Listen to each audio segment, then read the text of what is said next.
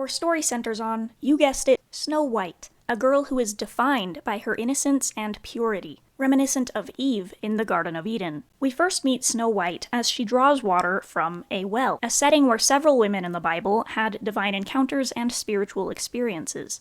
Snow sings a plea into her well. I'm wishing for the one I love to find me today. This wish is a prayer to escape her abusive situation and to find true love, something she was severely lacking in her life. And of course, her prince finds her as a direct answer to this prayer.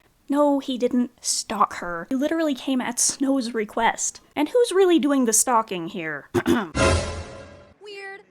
But who is this unnamed prince? I see the prince as the Christ figure of this story. He arrives on a white horse, which might be a nod to Revelation 19:11-16, when Christ rides in on a white horse. He joins Snow's song at the well, and they fall in love. But the queen, our Satan figure, is threatened by Snow's innocence, and orders her death. As a result, Snow is expelled from the safety of the castle into the dangerous wilderness. This mirrors Eve's expulsion from Eden into the harsh, desolate world where she faces trials and opposition. As we know, the Queen's initial plot fails, and Snow adapts to her new reality with the 7 dwarves. Each of them is named with an adjective that describes their personality. Sleepy, bashful, dopey, grumpy, etc. They seem to represent different aspects of humanity, or the human experience. Snow finds refuge with these kind but imperfect men in the forest. This calls to mind Revelation 12:6. And the woman fled into the wilderness, where she hath a place prepared of God, that they should feed her there 1,260 days,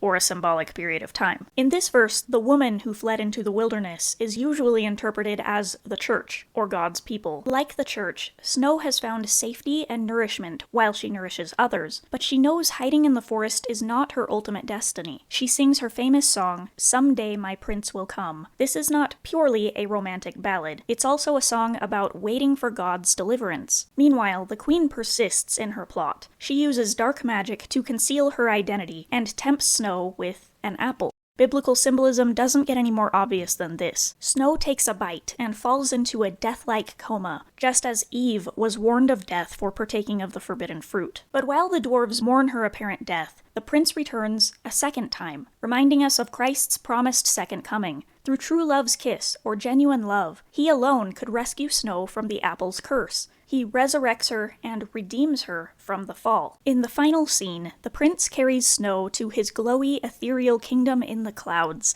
The prince, or the biblical bridegroom, carries his resurrected bride, the biblical church, to heaven.